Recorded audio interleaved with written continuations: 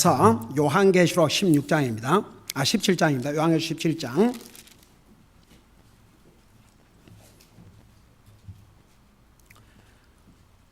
(9절에서) 11절까지 같이 읽겠습니다. 9절에서 11절까지 9 through 11 Revelation chapter 17 9 through 11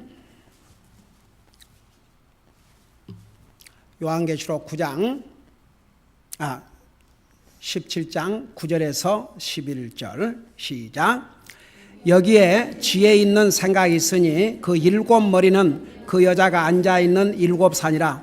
또 일곱 왕이 있으니 다섯은 망하였고 하나는 있으며 다른 하나는 아직 오지 아니하였으되 그가 오면 반드시 잠시 동안 머물리라. 전에 있었다가 지금은 없는 그 짐승은 곧 여덟 번째며 그 일곱에 속한 자라. 그가 멸망으로 들어가리라. 아멘. 앉으시 바랍니다. 우리 요한계시록 17장 7절에 보면 우리 1절에서 6절까지 있었던 내용에 대해서 그 설명을 해주겠다고 하고 있죠. 그래서 7절에 보니까 그 천사가 내게 이르되 내가 어찌하여 놀라느냐. 내가 그 여자의 신비와 그녀를 태운 짐승 곧 일곱 머리와 열 뿔을 가진 짐승의 신비를 내게 말하여 주리라. 자, 사도 요한이 어떤 여자가 짐승을 타고 있는데 이게 다 보통 정상적인 짐승들이 아니에요. 머리가, 여러분 그런 짐승 봤어요? 머리가 7개 달린 짐승 봤어요? 없어요. 네. 머리는 하나만 있어야 돼요. 사람이든 짐승이든. 머리가 둘 있으면 이건 문제예요. 정상이 아니에요. 그래요, 안 그래요? 그러니 머리가 7이니 아이고 주여, 이게 정상이 절대 아니죠. 이게 보통 짐승이 아니라고요. 그 다음에 뿔이 10개나 있어요. 여러분 그 보통 짐승 뿔이 몇 개예요? 보통 짐승이 이제 짐승 뿔 가진 짐승이면 몇 개예요? 2개예요. 2개 이상 가지면 그건 특이한 짐승이에요. 그러니까 사도 요한이 보니까 이것은 그냥 노멀 짐승이 아니거든요. 그러니까 얼마나 놀랬겠어요.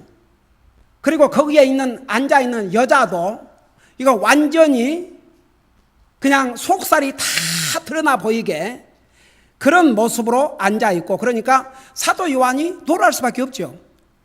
여러분 요즘은 꿈은 아무런 의미 없어요. 여러분 내가 미리 이거부터 얘기할게요.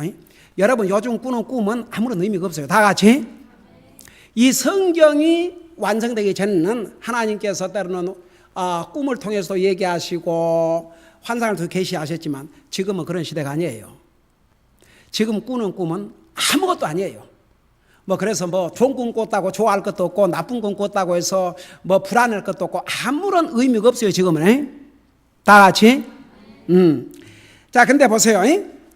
이 사도 요한이 그러니까 꿈에 꿈을 꾸어도 어떨 때는 좀 안 좋은 꿈이 있잖아요.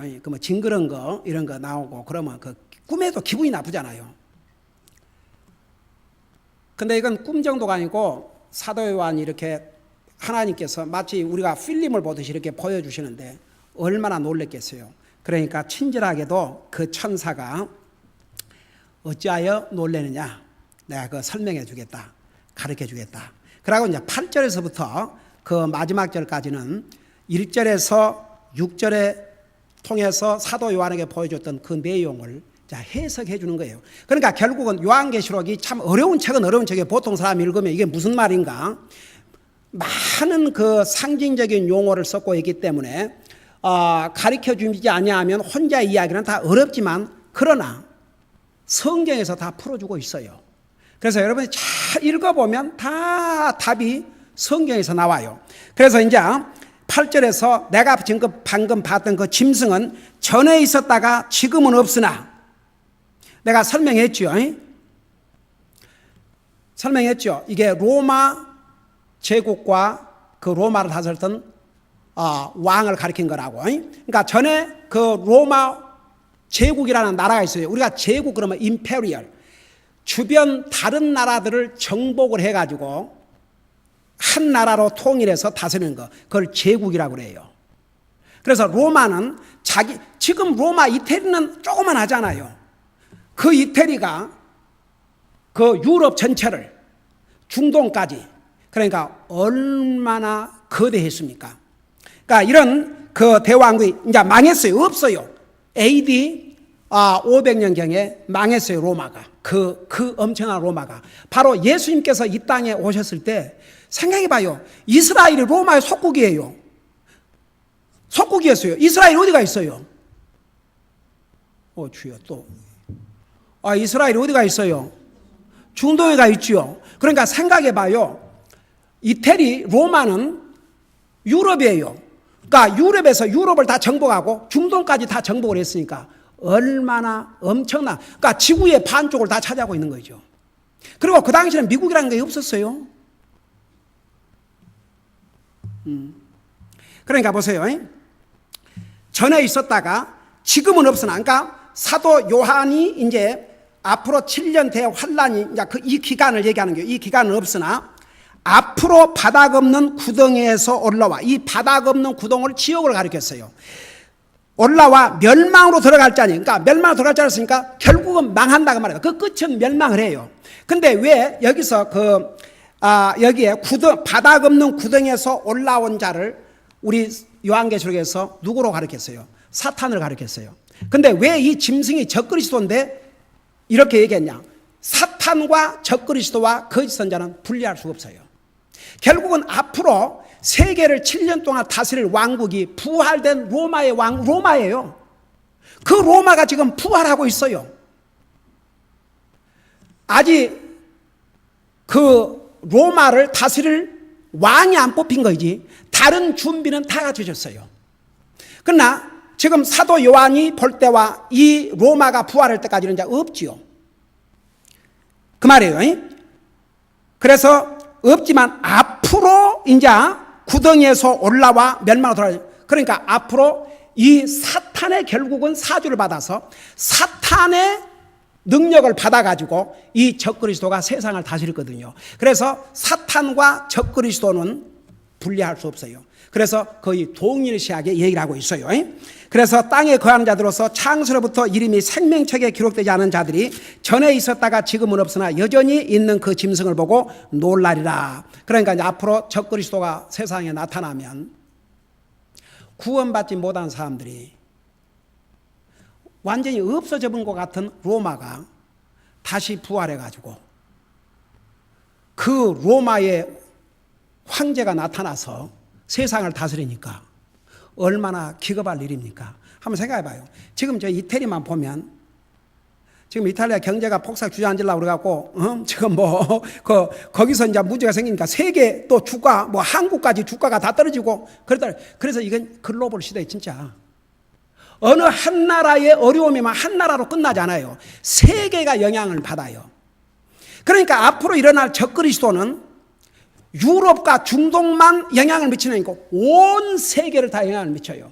이 미국 지금 하는 모습을 보면요, 미국은 점점 그 힘을 상실하고 있어요.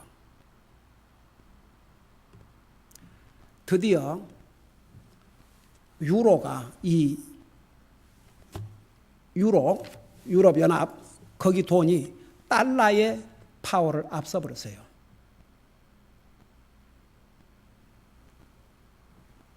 지금 세상은 무서운 속도로 달려가고 있습니다.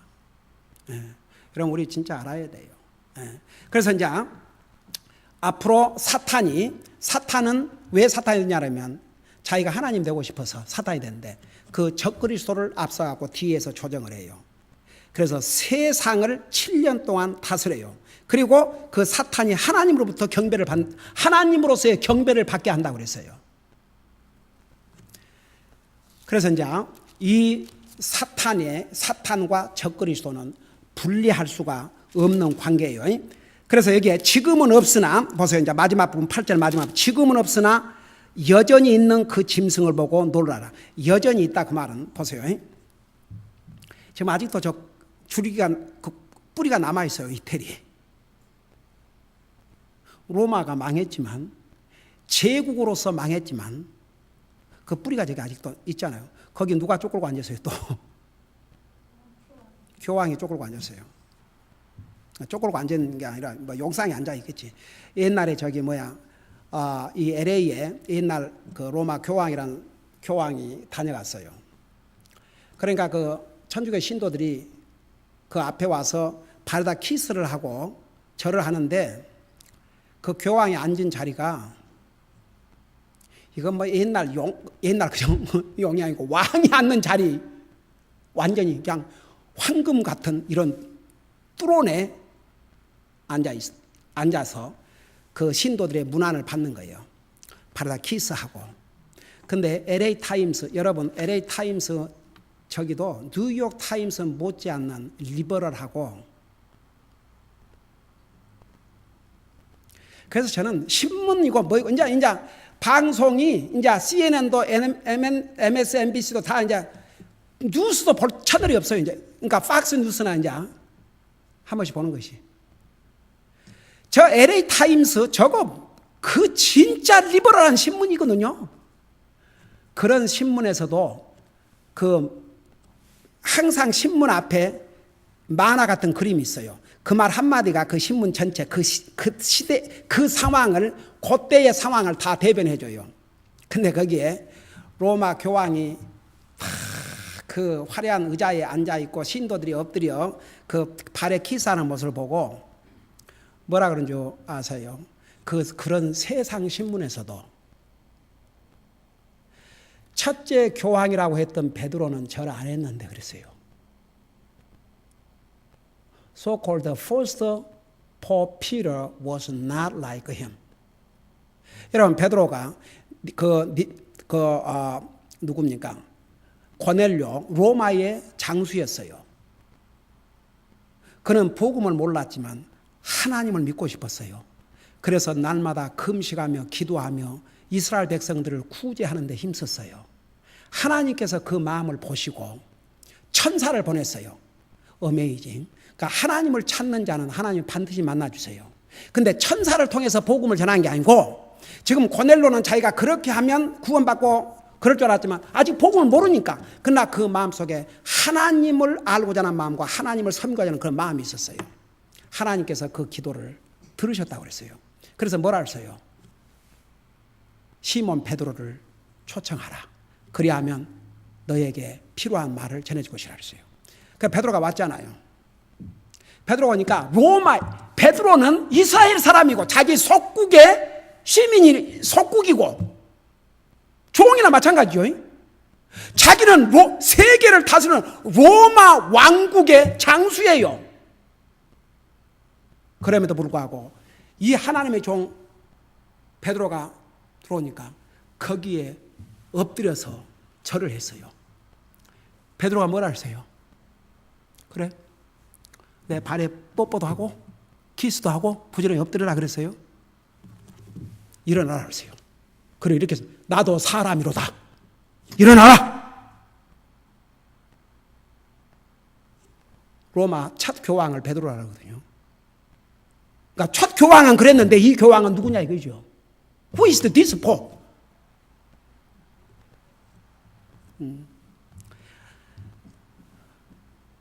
자 보세요. 그래서 그 짐승을 보고, 그러니까 이 짐승은 적그리스도예요. 다시 로마를 다스렸던 황제가 적그리스도가 나타난 걸 보고 놀랐다고 그랬어요. 그러고 나서 이제 9절에 여기에 지혜 있는 생각이 있으니 그 7머리는 그 여자가 앉아있는 7산이라고 그랬어요. 그래서 여기에 7머리를 그 여자가 앉아있는 7산이라는데, 이 7산이 역사적으로 이 산이 로마에 있다는 것은 벌써 오랜 역사 속에서 알려져 있어요. 그 7산에 대해서 내가 지난주에 얘기했어요. 오케이. 자, 그 7산이 잘 들어보세요. 그러니까 이 역사적으로 7산을 끼고 있는 도시는 로마 도시로 알려지고 있는데, 이 7산이 다 어디에 있냐 그러면 로마에 있어요. 그 첫째 산을 이름이 뭐냐 그러면 팔라틴 혹은 팔라타인, 그게 로마에 있는 산 이름이에요. 두 번째 산이 아벤타인, 그 다음에 세 번째 산이 셀리안. 네 번째 산이 에스퀼라인. 이름도 그냥 아이고. 그 다음에 다섯째 산이 비미널. 어디 받아 쓰겠어요? 써봐요. 우리 젊은이들은 받아 써봐요. 그 다음에 여섯 번째 산은 퀴리널. 그 다음에 일곱째 산을 캐피톨라인. 이 일곱 산이 다 로마에 있어요.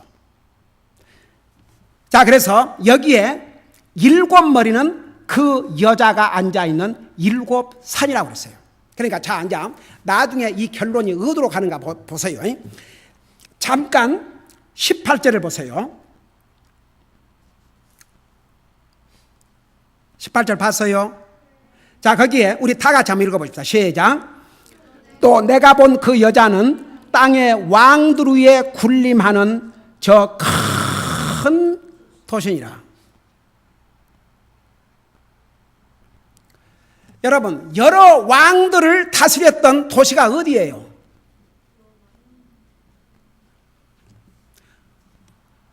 모든 포인트가 로마를 가리키고 있어요. 어메이징이에요. 이 일곱 산이 바로 로마에 있어요. 이건 뭐 역사적으로 그렇게 알려져 있어요. 자, 그러면 이제 10절을 보세요. 또 일곱 왕이 있으니 다섯은 망하였고 하나는 있으며 다른 하나는 아직 오지 아니하였으되 그가 오면 반드시 잠시 동안 머무르라. 자, 이게 무슨 얘기냐면 보세요. 지금 사도 요한에게 주님께서 뭘 보여주는 거 아니? 로마의 히스토리를 보여주는 거예요. 과거의 로마 제국, 그 로마 왕국을 다스렸던 왕들, 그리고 지금은 이제 없어요. 다시 이제 나타나요. 그것을 로마 세상을 다스렸던, 그러니까 예수님 당시에 이 세상을 다스렸던 나라가 로마예요. 솔직히 이제 유대인들이 예수님을 고소했지만 예수님을 십자가에 못 박은 사람들이 누구예요? 로마의 군인들이에요. 예수님을 십자가라고 명령한 사람이 누구예요? 지도자가, 정치가가 누구였어요? 몰라, 누구였어요? 오 마이 굿네스. 빌라도 아니었어요, 진짜. 여러분, 몰라서 대답 안 하는 거 아니면 긴가민가 해서 그래요. 그 빌라도가 어느 나라 사람이에요? 로마의 뭐였어요? 로마의 가버너였어요. 그러니까 보세요. 예수님이 이 땅에 오셨을 때 세상을 다스렸던 나라가 바로 로마예요. 그래서 이제 여기에 일곱 왕이 있는데 다섯은 망했다. 다섯은 이미 죽었다는 얘기입니다. 그 다섯이 역사적으로 누구냐 그러면, 여러분, 로마 왕국을 이룬 다음에 제일 첫째 황제가 누구였어요? 에? 누구? 그 마지막인데. 우리 자매가 그래도 그 이름을 기억하고 있네. 에이벤. 응? 거기는 그 마지막 황제. 지금 사도 요한이 지금 유배를 보낸 그 황제가 도미티안 황제였어요. 로마 제1대 황제가 누구였어요? 야, 너희들 그 젊은이들은 고등학교에서 안 배웠나? 그 세상에 내 나이에도 내 나이 또래 때 역사에서 배웠는데, so sad. 뭐 누구냐? 성주야. 아이고 주여. 누가 아는 사람? 아이고 참말로. 그래도 그 기본적인 역사인데, 여러분 성경에 나와요 안 나와요? 예수님이 그 로마 황제를 대표한, 그러니까 로마 황제를 그러면 이 한 이름을 통했어요. 시저. 그래서 시저의 것은 시저에게, 하나님의 것은 하나님에게. 그래서 시저가 초대 황제이면서 황제를 시저라고 그렇게 불렀어요. 거기가 다. 근데 제1대 황제가 줄리아스 시저예요. 그런 엄청난 그 파워를 가지고 있었지만 그도 암살당했어요. 죽임을 당했어요. 항상 절대 권력은 망하게 돼 있어요. 절대 권력은 하나님 외에는 그 누구도 가지면 안 돼요. 다 같이. 하나님은 절대 권력 가지고 있지만 인간은 아니에요. 오죽하면 한국 속담에도 권세가 10년을 못 넘긴다 그랬어요. 그 넘으면 타락은. 여러분, 왜 미국의 대통령 임기를 4년으로 한 줄 아세요? 그리고 많아야 8년, 그 이상은 못하게 법으로 딱 막았어요. 사람이 권력을 가지면 그 마음에 욕심이 생겨요. 8년을 지나봐요.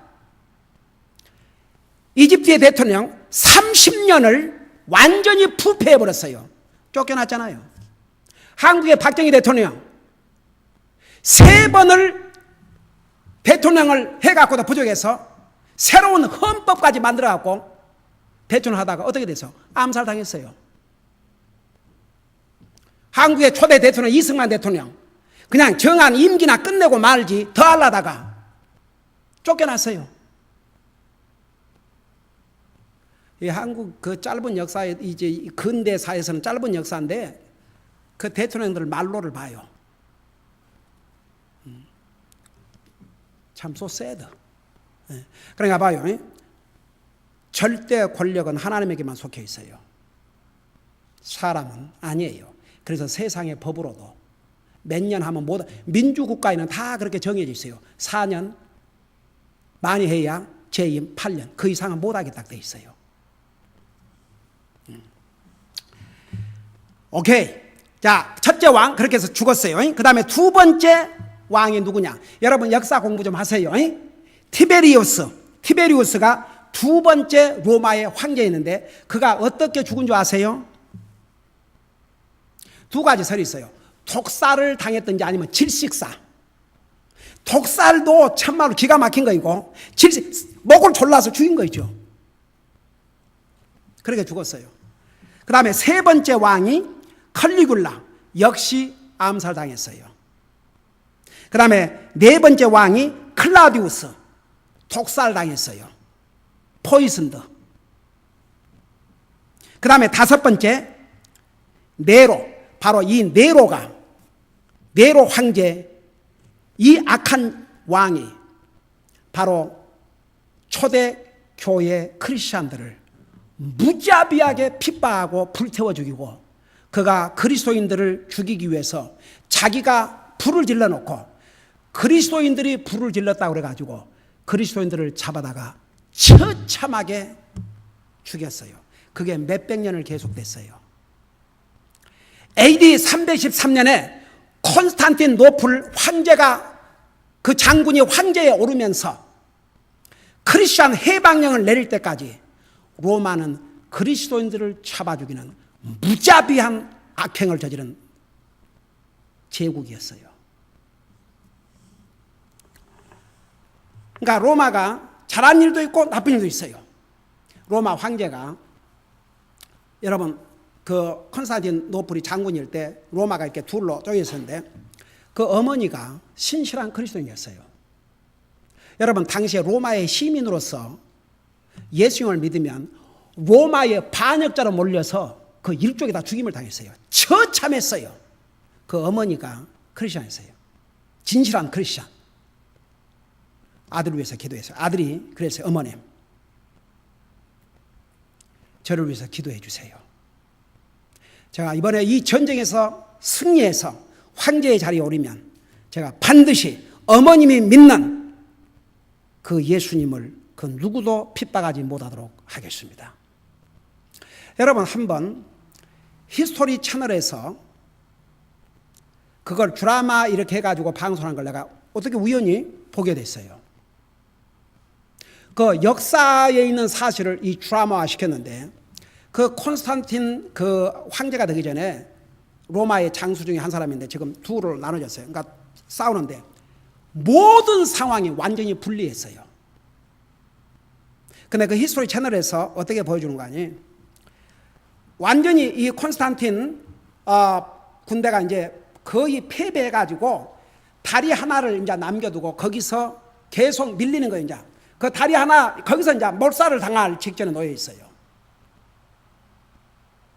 근데 그 세상 채널에서 그걸 보여주는 거예요. 갑자기 하늘에서 이렇게 그 강한 햇빛이 내리쬐면서 선이 비치면서 알지도 못한 어떤 그 세상의 어떤 전술이나 이런 것은 도저히 이해할 수 없는 방법으로 적군이 완전히 몰살을 당해버렸어요. 그 다리 전투에서.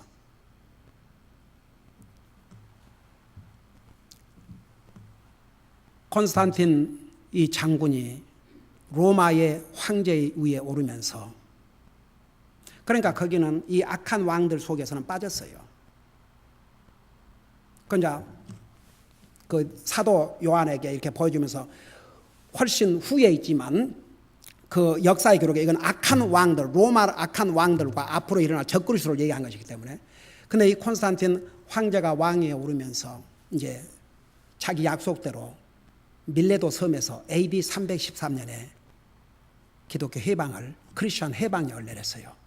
그래가지고 그 당시에 제가 어느 그 역사 서적을 보니까 이 콘스탄틴이